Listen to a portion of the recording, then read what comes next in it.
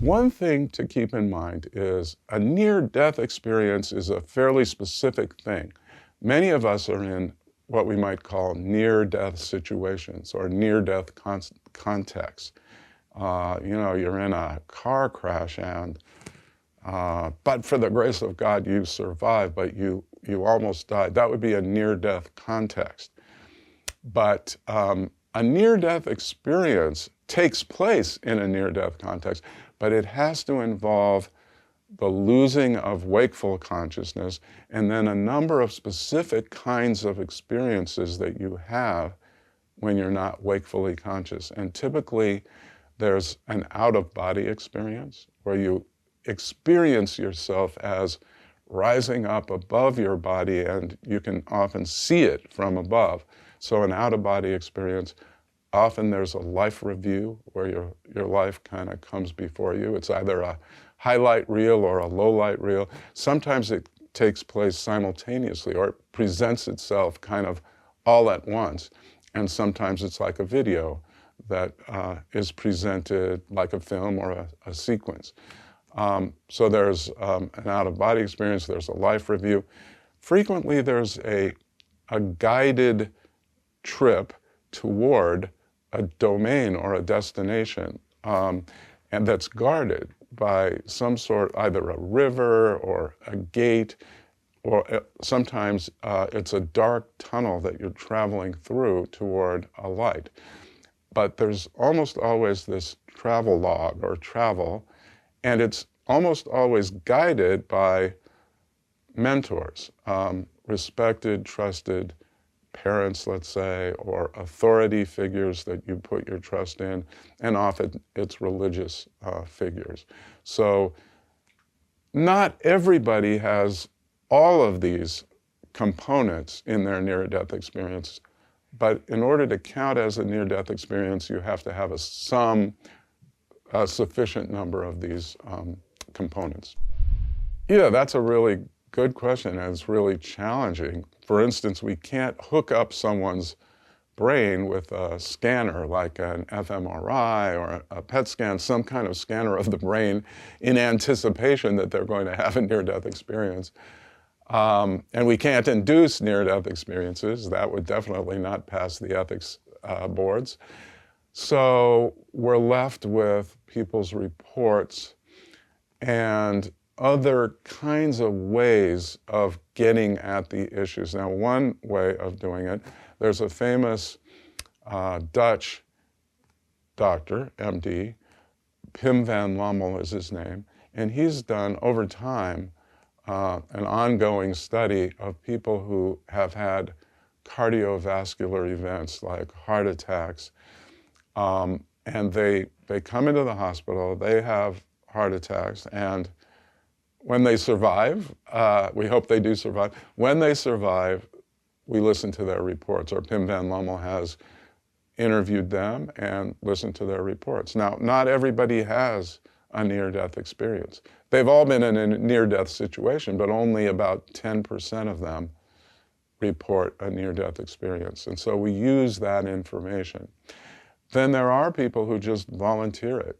As I said, there is this association. Its headquarters is in Santa Barbara that supports people who've had near-death experiences, and they have their journal and they have their blogs and websites, and so we can accumulate people's reports in that kind of way. I want to just mention another really fascinating study that's done by an academic researcher, Sam Parnia, who is an MD. He used to be in England, then he came to the US, now he's at NYU, New York University Medical School. He's doing a great study where he has people, he sets up computers in cardiac intensive care wards. And the computers are positioned so that the people, the patients, can't see the computers from their beds. They're not visible from their beds. And those computers randomly flash numbers.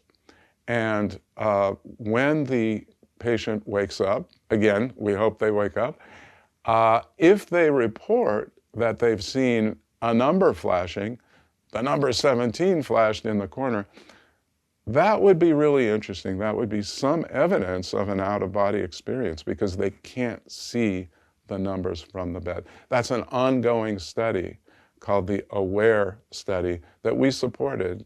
We gave them a grant, and it's still going on. So those are the kinds of ways that we try to get to people who've had near-death experiences. As a young boy, I heard a lot of stories in my family about my grandfather. My father's father was killed in the Holocaust, and although the rest of the family made it to America, he never did, and there was a lot of sadness about that, and so I thought a lot about it, how a relatively young person can be killed. And then, as I was growing up, my father was a cardiologist, and often his patients would have heart attacks. Sometimes they would die suddenly, and he tended to talk about it, sometimes over the dinner table, not the most pleasant dinner time conversation, but it really introduced me to death at an early age. Well, it's interesting. I had heard of near-death experiences, but I'd never really studied them until I got the grant from the John Templeton Foundation. In 2012, I received a large grant, and part of the grant involved distributing money to researchers, and they would send in their projects, and I would read them, and many of them were on near-death experiences. And so that intrigued me because I really didn't know much about them, and I certainly didn't know there was an academic study of them. And that was 2012. So for the last 7 years, I've read extensively, and I've discussed near-death experiences with some of the world's leading researchers. And I read the results in our report. And as I lecture and as I read more, I get more and more fascinated by them. It's relatively small, and partly because academics and scholars didn't take them seriously for a long time. It didn't seem as though it was a serious, reputable academic study. People who reported these phenomena, these experiences, were thought to be kooks or exaggerating or telling stories to get attention. But a number of things have come together that make the study of near-death experiences more respectable, more rigorous. And one is that we have better brain scans, so we can look into the brain and see what activity is taking place there. And also there is a society called the International Association for Near-Death Experiences, IANS for short, and it's in Santa Barbara, and it has its own academic journal, and it helps people to see the patterns throughout the nation and the world in the reports of these experiences. So there are MDs and neuroscientists now who are studying near-death experiences in a more rigorous way. But it's still, frankly, it's still at the margins of science. Yes, it was a $5.2 million grant from the Templeton Foundation. We administered it here at the University of California, Riverside. We had a number of competitions. We sent out calls to, first of all, to scientists, because we had $2.5 million to distribute to scientists. And they sent in their proposals, and I and a committee of colleagues, my team in the Immortality Projects, evaluated those projects, those proposals, and we selected 10. So each of them got $250,000, and they were from around the world. There was a project in Europe, headquartered in Spain. There was a project in Israel, in Jerusalem. There were projects in England and here in the United States. There was even a project in Africa. And we tried to reach out throughout the world and select these projects. Then there was a second competition in philosophy and religion, and we gave about 25 of those grants. And so total of about 35 grants that we distributed. Then we also had fellowships for graduate students here at UCR who are working on these topics, and that was throughout the campus. Yes, there were differences and there were also similarities. And some of the similarities are in near-death experiences, because throughout time and throughout the world, across cultures, there are patterns in the reports of near-death experiences. We can talk about those specifics, but that's one of the things that come out throughout the world.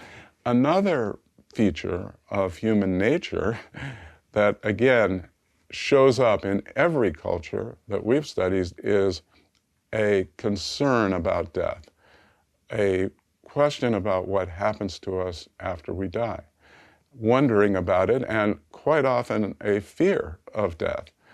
And we then see, again, throughout the world, in different cultures, institutions such as religions and other institutions that help us to manage that fear of death or address that fear of death.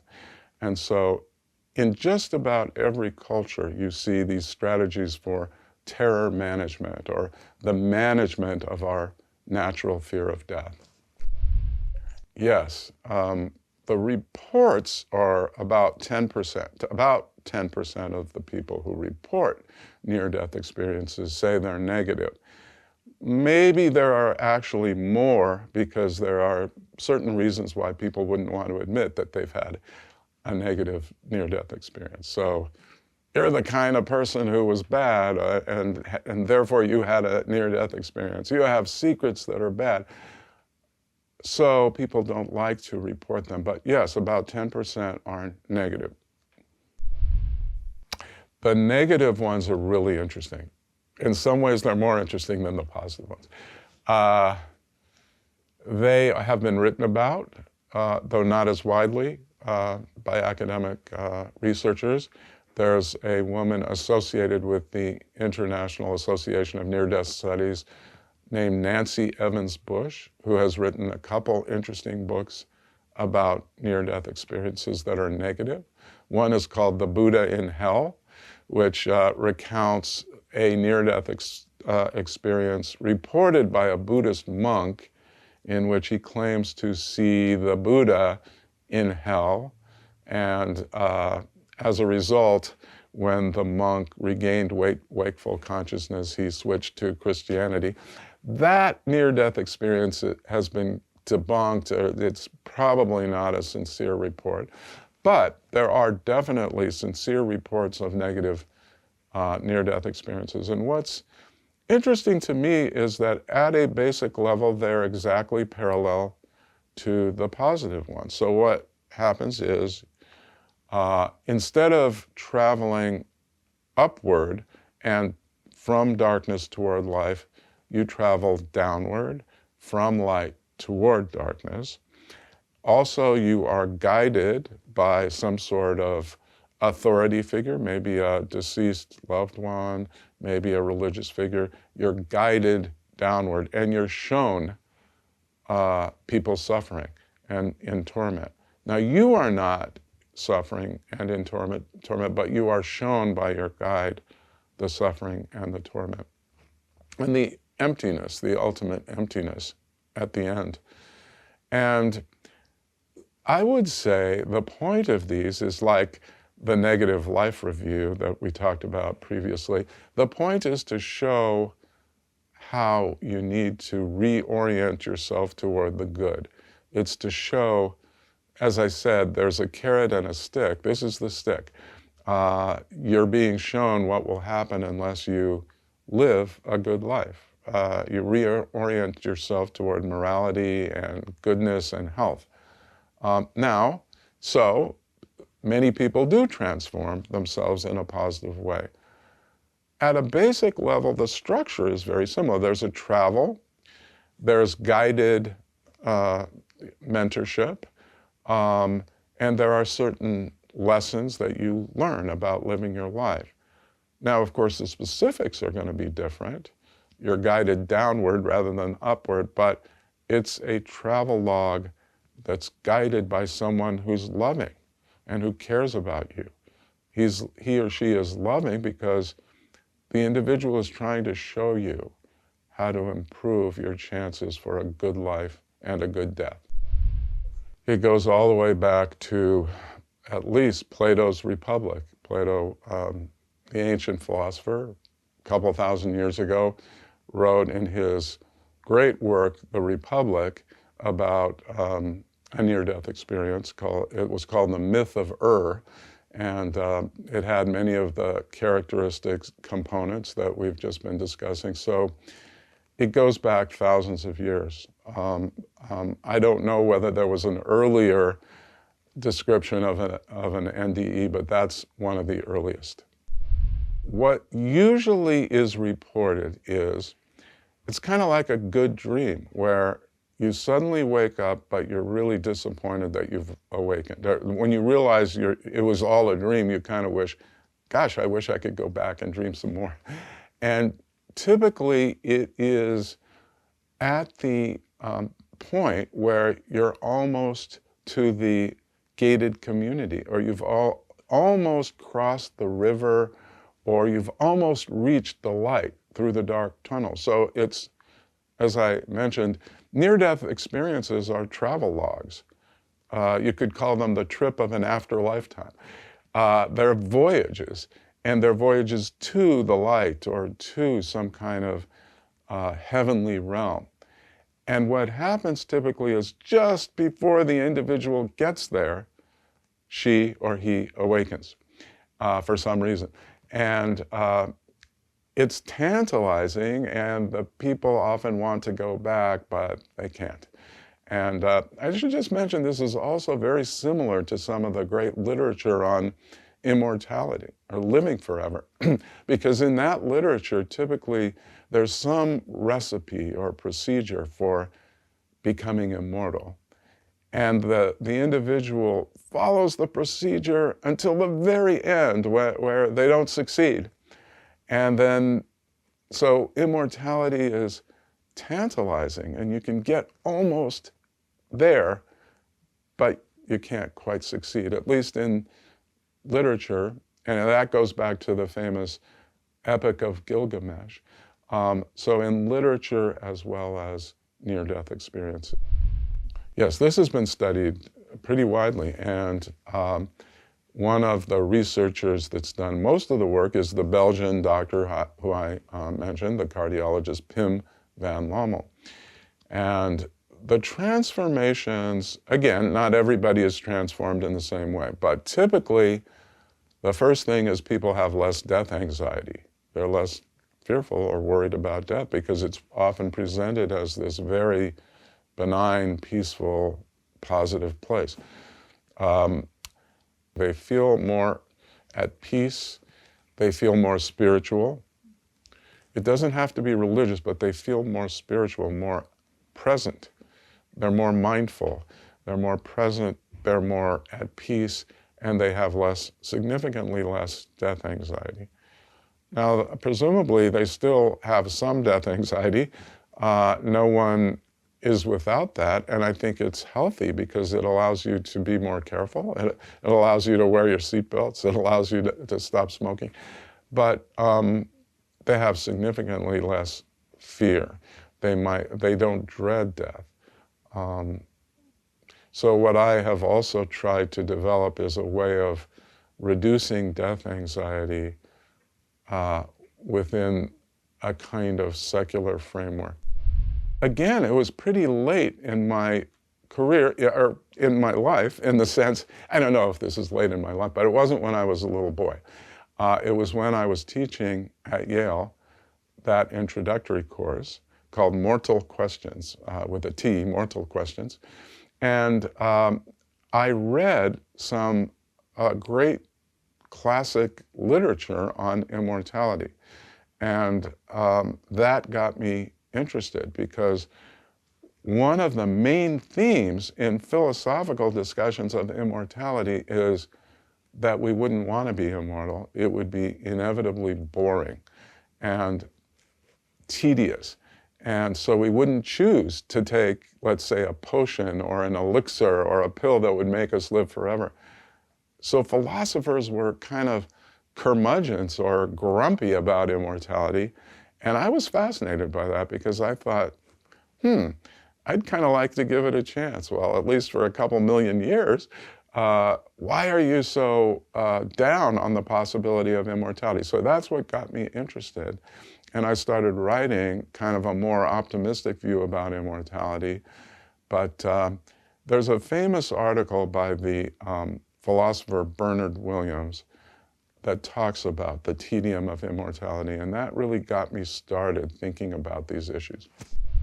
This is an interesting and exciting time to think about that question because of the advances in medicine. In the turn of the 20th century, 1900, the average lifespan in modern industrialized societies was about 40 years.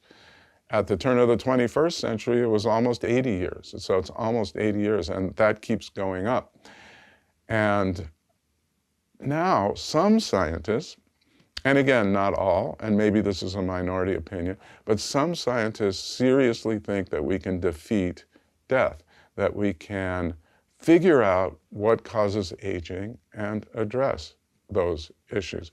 Or we can figure out how to cure some of the main killers now, cancer, heart disease, Alzheimer's, the different major ways in which people die. And as we start figuring out how to address those and curing those, we'll live longer and longer. And as we live longer and longer, we'll be able to figure out how to cure the other things. So eventually we'll be able to defeat death. I would choose immortality if I had an exit. That is, I would choose to be immortal but if it got bad enough, I would want to be able to take a pill to end it. I think if you didn't have an escape route, it could be a problem. I don't know that I would choose that, but many people think it would be boring. And in fact, that's a view about heaven as well as secular immortality. Mark Twain famously wrote about how boring it would be to be in heaven and just listen to people play the harp. And, who likes harp music anyway? But why listen to it all the time forever? It might be really boring. I think, but also the secular problem is that after a certain amount of time, you would have done everything that a human being can do, and then you'd have to start repeating and repeating. Remember, we're not talking about just living a long time. We're not talking about living 100, 200, 500. We're talking perhaps about infinity. And that's difficult to wrap your mind around. Let's say you love Thai food. Okay, you love Thai food. You don't want to eat it all the time, so you distribute it. Maybe every couple weeks you eat Thai food, or maybe 2 or 3 times a week. But could you enjoy it for 1 billion years? And 1 billion years is just a grain in the sand of the beach of immortality. You love mathematics, or you love philosophy, or you love athletics, whatever it is, or music. You love music. Could you continue to love that music forever, or wouldn't it eventually get boring? There are a group of philosophers, I'd say most philosophers, who think we wouldn't choose to be immortal. We should reject that. I call them the immortality curmudgeons. They're very grumpy about immortality. And it always struck me that that's just too pessimistic, because what I think is, first of all, I'd like to try it for 1 million years, and if it doesn't work out, then I would use my exit strategy. But you can mix your activities. Even in our finite lives, we don't want to eat Thai food for breakfast, for lunch, for dinner, and then breakfast and lunch. And we spread out our activities. We don't listen to the same music or the same songs over and over again. That wrecks it. So we distribute our activities. We mix them so we don't get bored in our finite lives. And I can't see how I could ever run out of intellectual projects, you know, trying to figure out how to achieve social justice, or figuring out the fundamental laws of physics, or where the universe came from, or trying to interpret and the great literature, Shakespeare. I don't think that runs out, because there's so many different ways of looking at great literature and philosophy, and you can look at them differently and get something different at different points in your life. Or just think about friendship, deep friendship or love. Does that have to get boring? It's interesting. Maybe it would have to get boring. Think about a marriage. You know, in our marriages, even though they're not infinitely long, we promise to be faithful till death do us part. But if there's no death, how do we think about marriage? In our finite lives, sometimes we have to spice up our marriages, right? Because we're with the same person all the time. We've got to spice it up. But why think that we couldn't do that in an immortal life? Because as I look at it, the longer you're with someone, the more precious it is, and the more difficult it is to just walk away. You know, if I was married to someone for 10,000 years, how could I walk away from that person? So I think the immortality curmudgeons are too bleak. They're too pessimistic. I'm much more optimistic. The only thing that really worries me is the environment, and whether we'll be able to solve our environmental problems to allow for humanity to live longer and longer lives. It really has affected me in a deep way. First of all, the Epicureans, going back to ancient Greece, and their followers in Rome, up till the present day, emphasize that when death is, the person is not. When the person is, death is not. But when death happens, I'm not there anymore, and I'm not there to suffer. We are legitimately afraid of, and sometimes terrified of, boredom, depression, pain, torture, torment. But those are all things where we're going to be there and we're going to suffer. So we should be afraid of those things within reason. And that fear can help us to avoid or to behave in ways that make us more healthy. So it's a rational fear. But is it really appropriate to fear a situation in which I won't have any unpleasant experiences at all? I won't be there. I recently had a minor surgery, and I was under general anesthesia.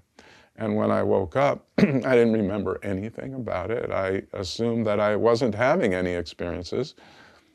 And I think that if death is conceptualized as general anesthesia forever, it's not something to be afraid of. It might be a bad thing, of course, especially if I die prematurely. That can be a terrible thing for me, for my family, for my friends. But some things being a bad thing or unfortunate is different from some things being reasonable to fear. And so that's maybe the first thing that I have tried to learn and tried to internalize. I won't be there to suffer. The second thing, it's one of the great lessons that we can learn from near-death experiences. Near-death experiences, in my view, point to the fact that we can die well. We can die surrounded by mentors and loved ones and trusted religious figures. We don't have to die in cold, sterile, institutionalized hospitals. We can die at home. We can control the pain, but we can also be there with our family, our friends, and our loved ones. That's one of the lessons of near-death experiences, because, again, it's a travelogue mentored and guided by loved ones. We don't have to die alone. So when I think of these features of death and dying, I think we can learn enough to think it's uncertain what will happen. We wonder about it, but we don't have to be terrified. We may fear it to some extent, and that fear might cause us to improve our lives, but we don't have to be terrified of it. I even do, it's almost like a mantra or a visualization. I try and do it every day to try and remember that I won't be there to suffer. Also, people are more pro-social. They care more about developing relationships with their family and friends, but also with others. They're pro-morality. They become more concerned in general about other people's interests. They're concerned about justice. So those are some of the main ways in which people are transformed. They're more optimistic about life and less scared of death. Yes, there were some that really surprised me. Now, I should say that there were 35 projects. Some of them are in the sciences, and so the research is still coming out. It takes a long time. And especially in the sciences, you're not supposed to give away your results until they're published, so we don't really know everything. But one of the real surprises to me came from a project by two philosophers, Sean Nichols from the University of Arizona and Jay Garfield from Smith College and the National University in Singapore.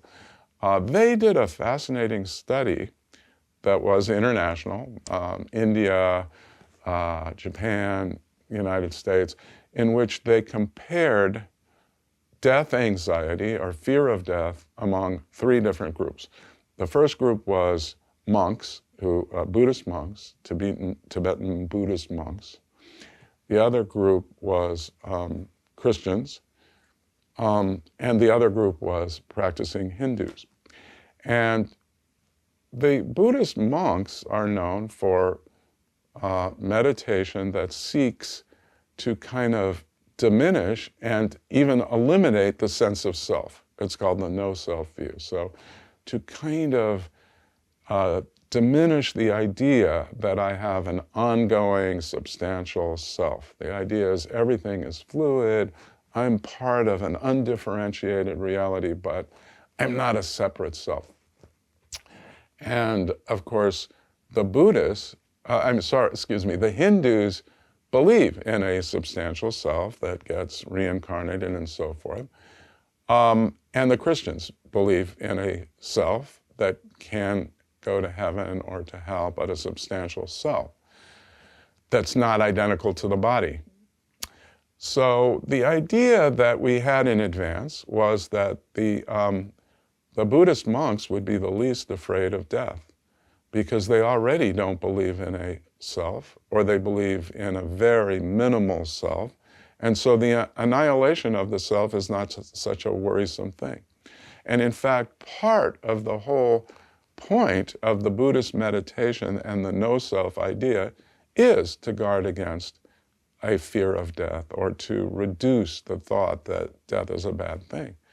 Because if you don't really have a self, then it's not a bad thing that it's annihilated. But it turns out the Buddhists were the most fearful of death. The Buddhist monks were, in fact, by far the most fearful of death, more fearful than the Hindus and the Christians. Well, why is that exactly? Well, it was a big surprise, and we're not sure quite why. But one reason might be, take the Christians. They believe that their self will not be annihilated at death. Their physical body will go out of business. It will stop functioning. But their self, maybe their soul, will continue, and it might well end up in heaven. But with the Buddhist monks, death is total annihilation. When the body stops functioning, there's no person there anymore. And so it's a kind of a complete annihilation. Now, in some Buddhist views, there's the possibility of reincarnation, but that's something that's totally opaque. We don't know what kind of individual or what kind of animal will be reincarnated as. So the Christian view is more comforting in a way, even though you might worry that you'll end up in hell. But in general, you know you'll continue to exist. So that was a big surprise. I'll mention a different surprise, though, that there were a lot of interesting results. In one of the studies, there was a big gender difference in our attitudes toward living forever.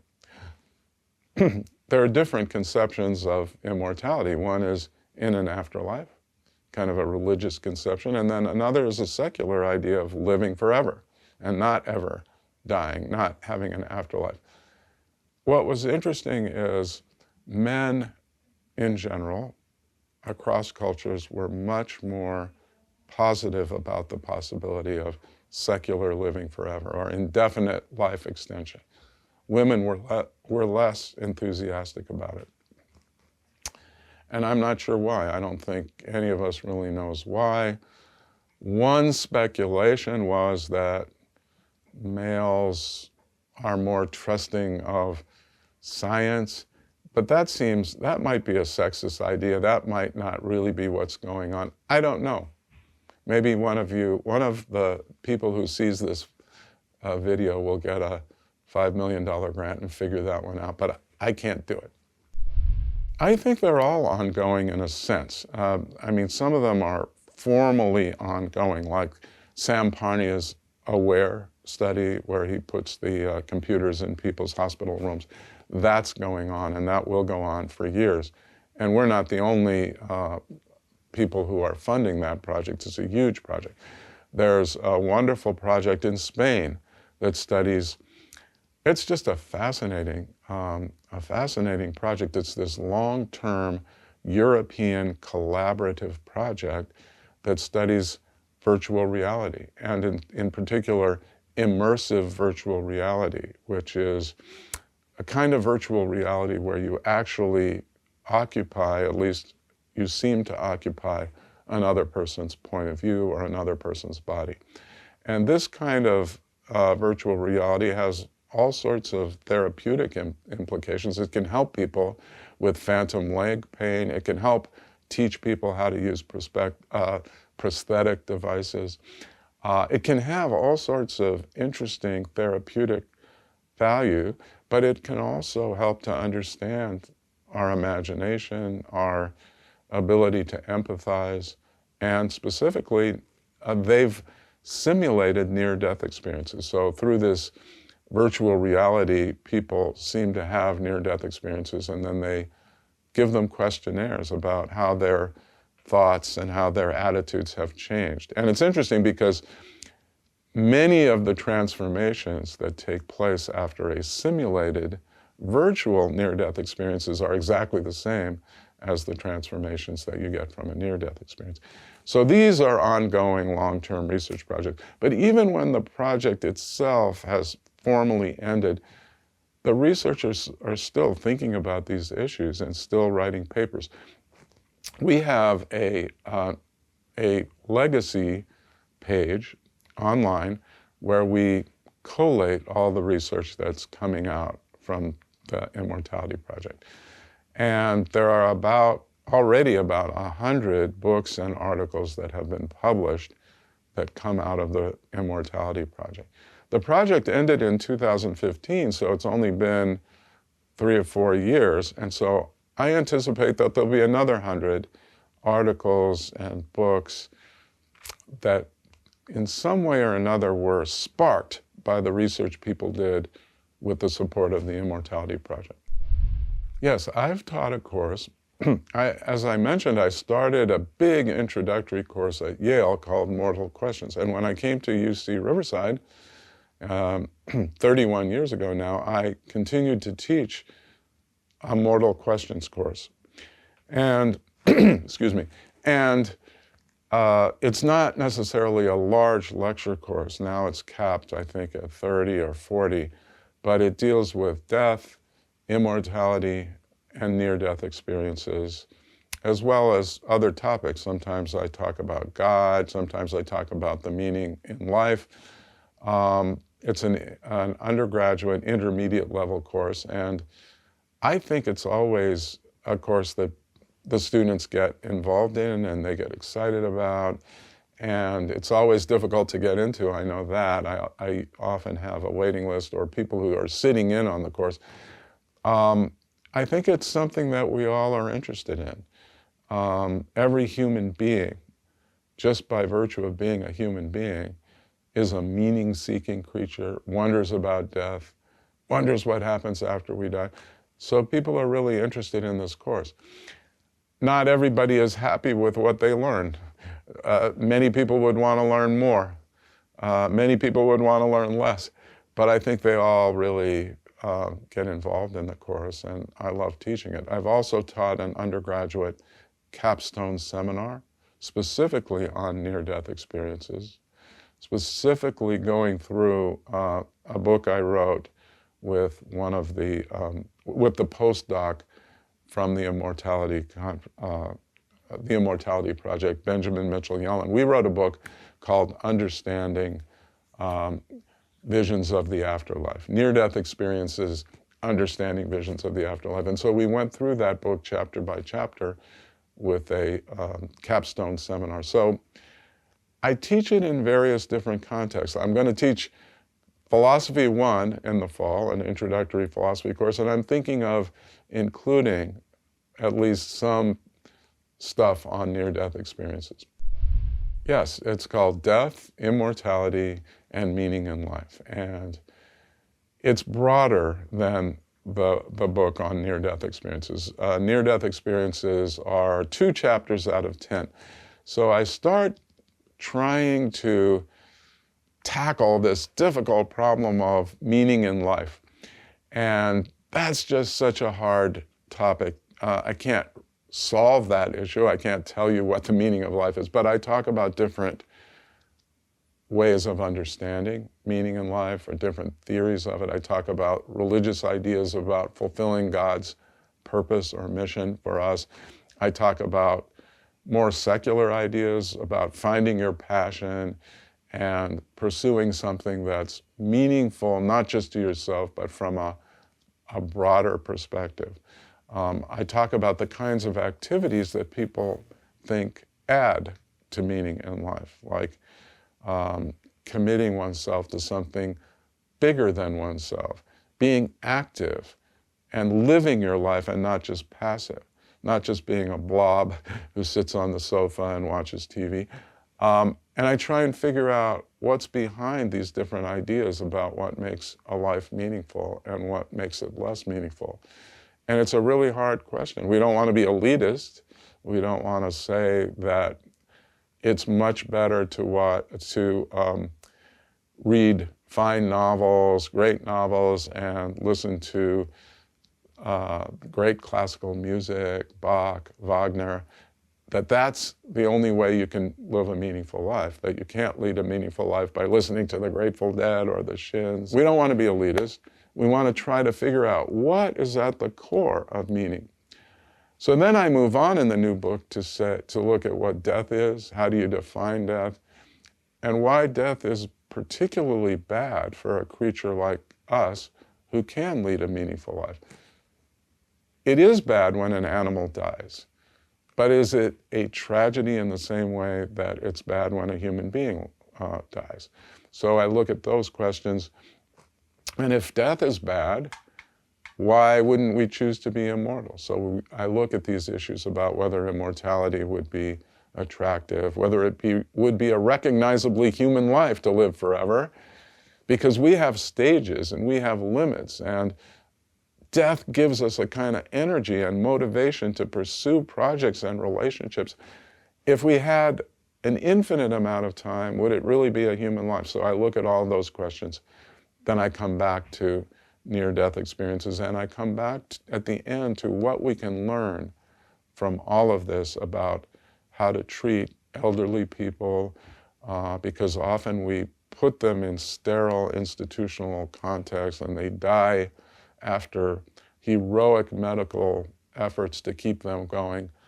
And I think we can learn something about the way we treat elderly people and the way we die from the considerations about immortality, about engagement in life and boredom, and from near-death experiences. So that's what the book is about, and it's a book that's written to be accessible to a general audience.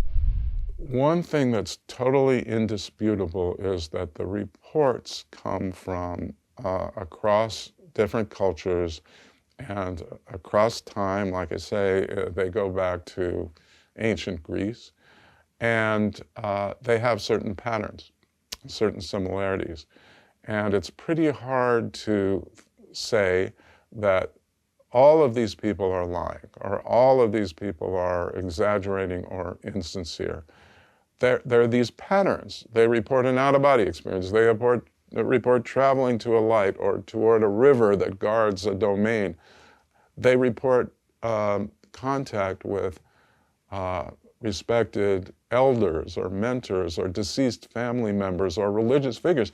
Now, they're different in different cultures. So in a Hindu culture, people will see Hindu gods and goddesses. In a Christian tradition, they're likely to see Jesus or Mary or a Christian religious figure. So they're definitely different. In Japan, they don't see a light at the end of the tunnel, but they see a rock garden. And that's probably because in Japan, there's the view that when you get older, one comforting, nice thing to do is to purchase some land with friends or with your family and tend a rock garden there. That's a comforting way to think about what you'll do in your older age. In our culture, in all Western cultures, we have the trope, there's always light at the end of the tunnel. That's the hopeful thing. So our mind somehow grasps that story, and we see a light at the end of the tunnel. In Japan, the mind grasps the rock garden. But what you see at a deeper level are patterns. There's similarities. The mind, there's an out-of-body experience. The mind grasps something comforting. There's a travelogue. I like to call it the trip of an afterlife time. And they're similar. So researchers have to take those seriously unless they think everybody's lying. Now, there's a separate question as to what the meaning of these are. Do they prove that there's a heaven? Do they prove that there's an afterlife? That's a different question. And to me, that's not a scientific question. That's a philosophical question. That's a human question. I myself am not a religious person. I grew up in a Jewish family, but I do not practice Judaism. I'm not a religious person. I totally respect religion. I think it's one of the great repositories of human wisdom and beauty, art, music, architecture. The stories, religious stories often have morals that we can learn from, and they're deeply important. But I myself have a more secular orientation, and I also think there's wisdom and beauty in secular literature and art and architecture and music. Religion is not the only avenue to meaning in life. I, therefore, have quite a bit of anxiety, or at least concern, about what will happen to me after I die. Sometimes I wish I could believe that there's an afterlife. I mean, I think I've been a pretty good guy, not perfect. But I think God would recognize, if God existed, that I've tried my best and I've learned from my mistakes. Why would a perfectly good God send me to hell? So I wish I were religious, because that would give me some comfort. And you know, when in a Christian funeral or memorial service, really, if the people believe that the deceased individual has been good, they shouldn't be grieving, because the individual is going to be united with God. That's the best possible situation. They're grieving really because they've lost that individual. They're grieving for themselves. So I wish I did have that view. So that's why thinking about death and thinking about meaning in life is important.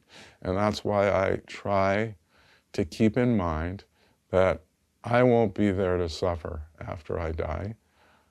Even though it's kind of worrisome to think that I will go out of existence, at least I know I won't be in torment or suffering. And like I say,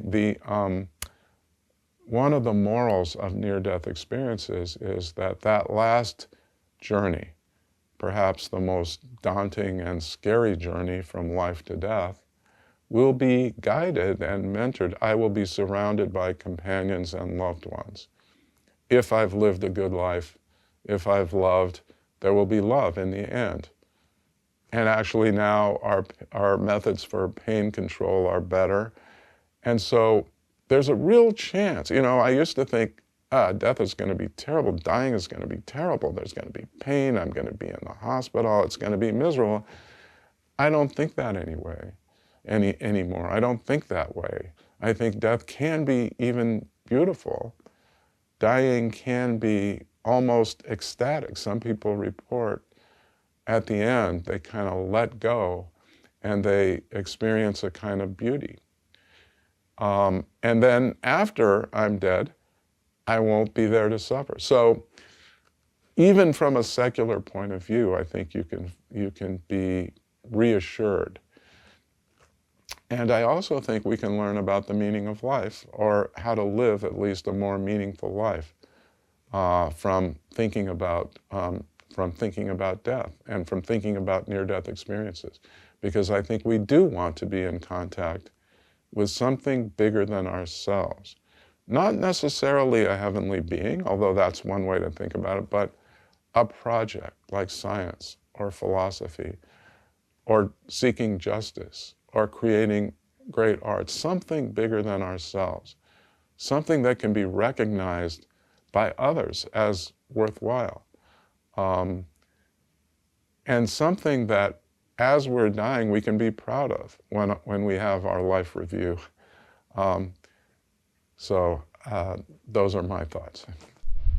It's very hard, and I can tell you why it's so difficult. It's because in many cases, there's no way to confirm or disprove what is said. It's one of these contexts, like religious experience, in some cases at least, where no one else can verify or falsify what you say.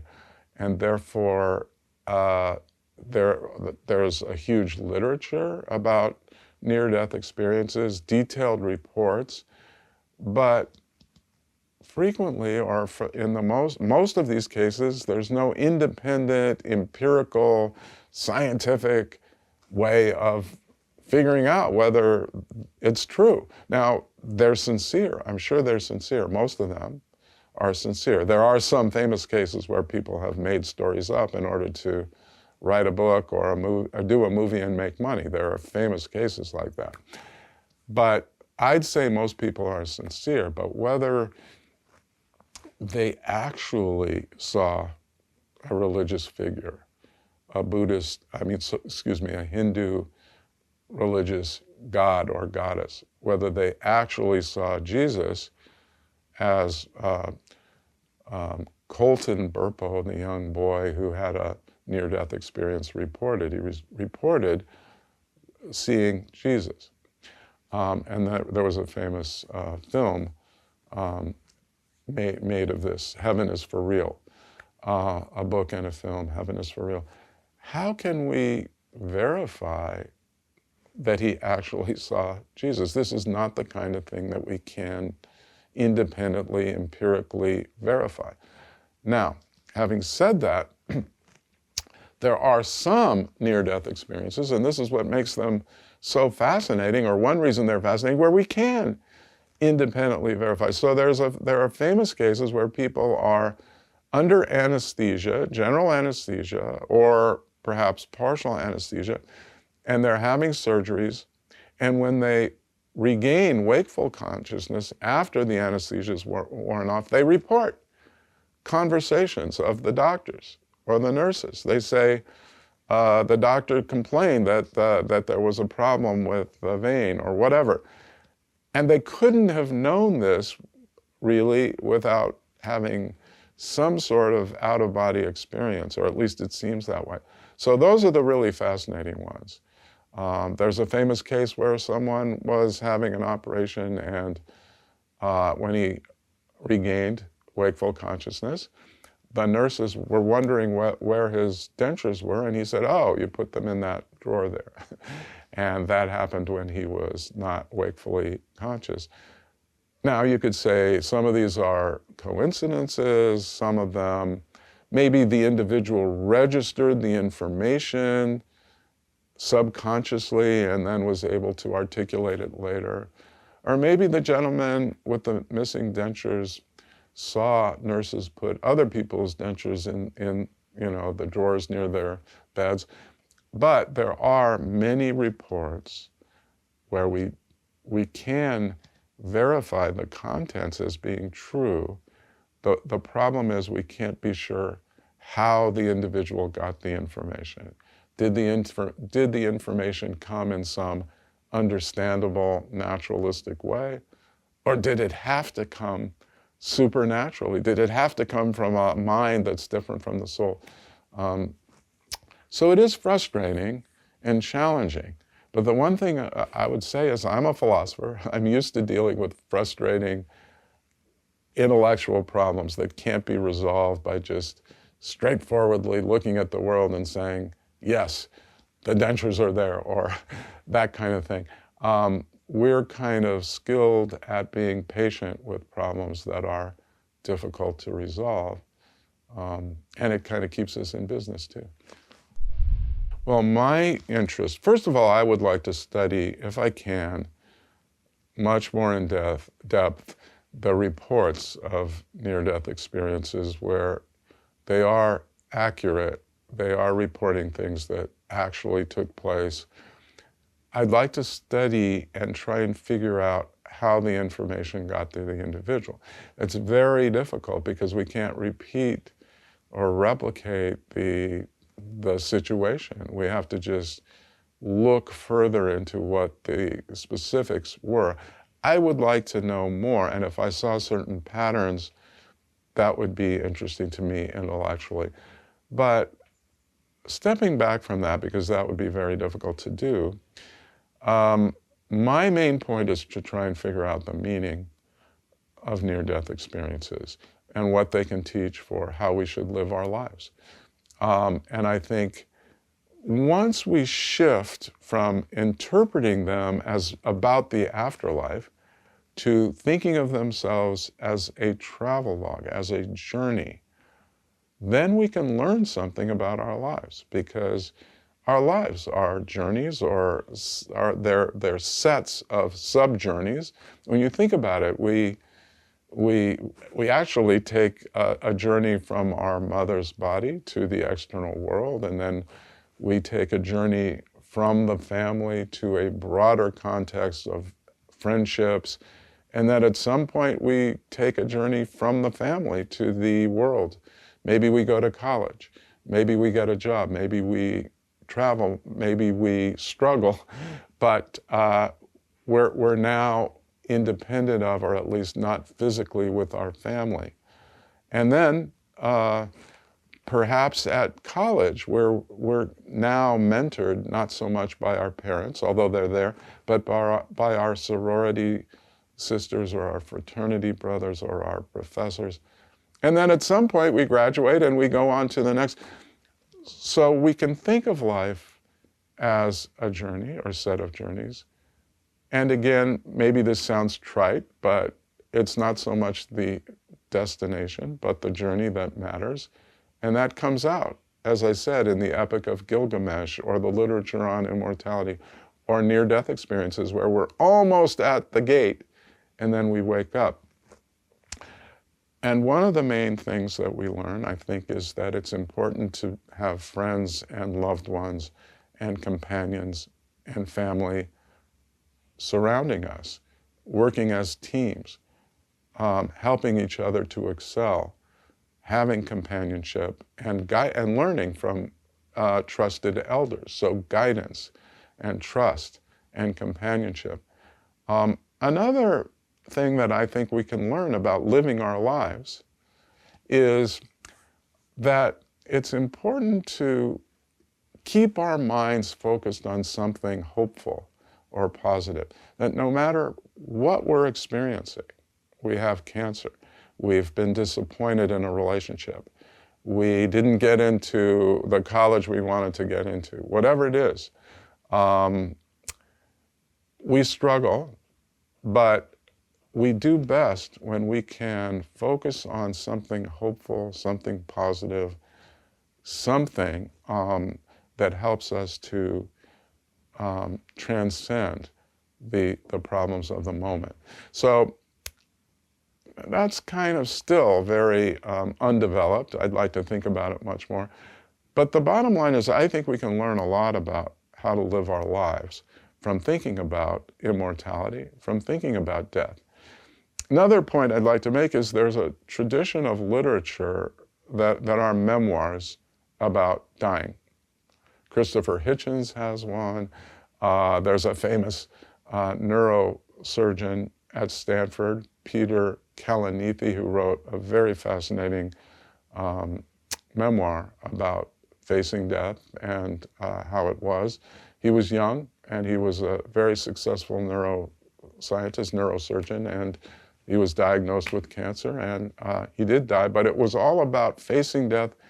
But more importantly, all of these memoirs are about what's important in life. And looking back, yes, part of them is how do I think, what will happen to me after I die? What will that last period be like? But a lot of these memoirs are about life and about living and what you value about living. So for me, that's the main point of studying this. It's been great to teach at UCR. I've been here for 31 years, and I love the diversity. I love the students who often have a passion to succeed in life, to get to a better place perhaps than their parents. But they also offer, you're right, different perspectives on these issues. They're from different religious backgrounds. They're not just Christian. They're not just Jewish. They're Hindu. They're Buddhist. They're all sorts of different, from different religious backgrounds. And there are many people who are agnostic and atheists. One thing that intrigued me is when I first got to UCR, I would ask people, I taught philosophy of religion, I taught ethics, I taught introduction to philosophy, and I'd sometimes ask people, raise your hands if you self-describe as religious, and the majority of the students did. I recently asked again, and the majority of the students didn't. That was interesting to me. I didn't know how to explain it, but these things change. But I've learned from the diversity here at UCR. But I'll tell you, I don't know if this comes from diversity or just because there was a young woman, a student in my Mortal Questions class who was very curious and asked a wonderful question. She asked something I hadn't really thought about. She said, well, if the soul, because many people think that near-death experiences prove that the soul is different from the brain or the mind is not identical to the brain and detaches itself and floats above the body and then takes this journey toward the heavenly realm. What she said is, if that's right, then why doesn't everybody have a near-death experience? Everybody in a near-death context. The thing is, only about 5 to 10% of the people in near-death contexts, like they've had a cardiac arrest or they've been in a car accident or they've fallen, only about 10% report a near-death experience. So why should that be? If the soul is different from the body, why does the soul sometimes escape and detach itself and sometimes not? I thought that was a great question. And that, as a professor, that's what you want. You want to learn from your students. And in 31 years at UCR, I've learned a great deal from my graduate students and from my undergraduates. They ask great questions there's another question related to that students ask me is, why do some people have positive near-death experiences and some people have negative ones? Are the people who have negative ones more inclined to be depressed, to be guilty, to be shameful? Are they from fire and brimstone religious backgrounds? Are the ones who have positive experiences more from, you might call them universalist religious traditions in which everybody gets saved?